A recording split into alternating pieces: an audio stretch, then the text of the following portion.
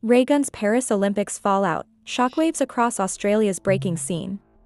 When Australian breaker Rachel Gunn, known as Raygun, bombed out of the Paris Olympics, the shockwaves hit far beyond the City of Love, rattling the tiny but passionate hip-hop community in Australia. In a Sydney warehouse-turned-community centre, where breakers train with grueling of exercises and acrobatic moves, the impact was palpable as dancers prepared for the Red Bull BC One World Finals qualifier. Gunn, a 36-year-old university lecturer, lost all three of her Olympic battles in a fashion that went viral.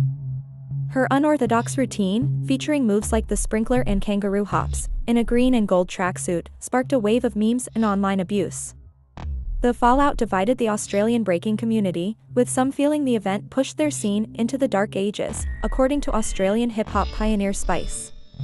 While many rushed to defend Raygun against the onslaught, others questioned her qualification and performance. But the global bullying overshadowed any fair analysis. Raygun, who found her way into the male-dominated breaking scene at 20, thanks to her husband and coach Samuel Free, eventually became a top-ranked B-girl and academic, known for her Ph.D. in the cultural politics of the sport. Breaking's inclusion in the Olympics was itself surprising.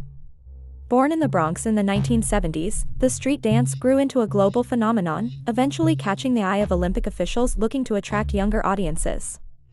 The Paris Olympics were seen as a test for whether breaking could capture the global stage. The answer seemed clear: breaking had captured global attention, though perhaps not in the way anyone expected.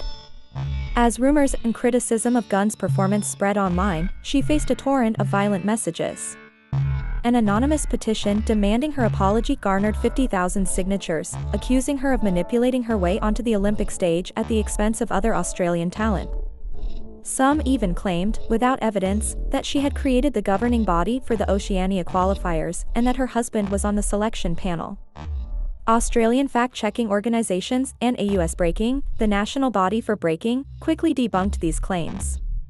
They clarified that the judges for the Oceania qualifiers were trained to uphold impartiality and that none were Australian. Despite having interactions with AUS Breaking since 2019, Raygun never held a leadership position or influenced decisions on events, funding, or judge selection.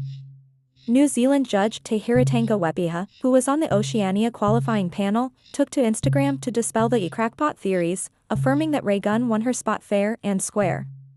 He acknowledged that the judges knew she would face a tough time at the Olympics, praising her courage for competing. Australian athletes and Olympic officials also defended Gunn. Matt Carroll of the Australian Olympic Committee condemned the petition, stating it stirred up public hatred without any factual basis, calling it appalling.